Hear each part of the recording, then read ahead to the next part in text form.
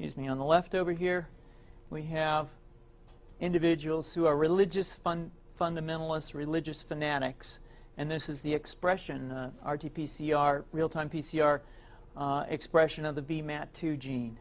Over here, we have individuals.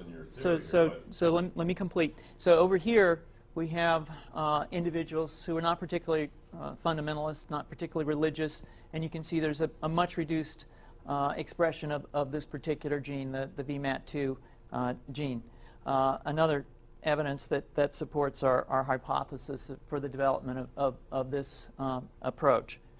What you see here is by spreading this virus, we're going to eliminate individuals from donning on a bomb vest and going into a market and blowing up the market. So our hypothesis is that these are fanatical people, that they have overexpression of the VMAT2 gene, and that by vaccinating them against this, we'll eliminate this behavior.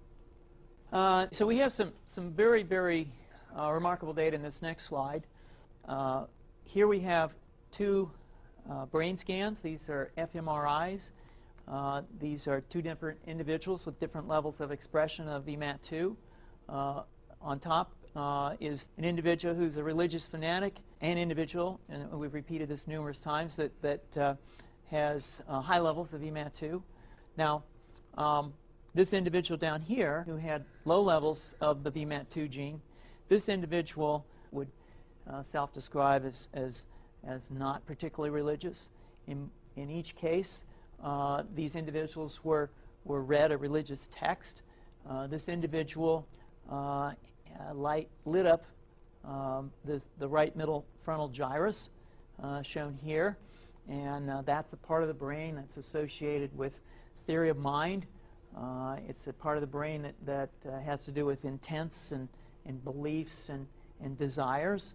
In marked contrast, here's an individual who would not particularly self-describe as religious, and when they're read a religious text, what you see is that this part of the brain called the anterior insula lights up. This is a part of the brain that's associated with disgust or displeasure on hearing something.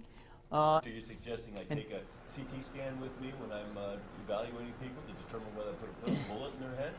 So the data that I'm presenting here supports the concept that we're proposing, and I think that we would not propose to do CT scans or fMRIs on individuals out in the hinterlands of Afghanistan.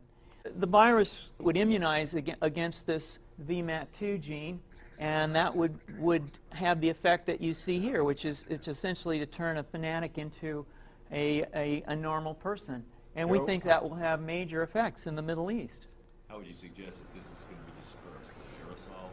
Well, so the present plan and the tests that we've done so far have used respiratory viruses, such as flu or rhinoviruses, and we believe that that's a satisfactory way to get the exposure of the largest part of the population. Most of us, of course, have been exposed to both of those viruses, and we're quite confident that this will be a very successful approach.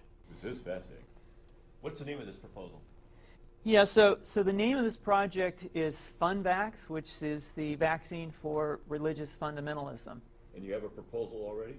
The proposal has just been submitted, and I think that the data that I have shown you today would support the development of this project, and we think it has great promise.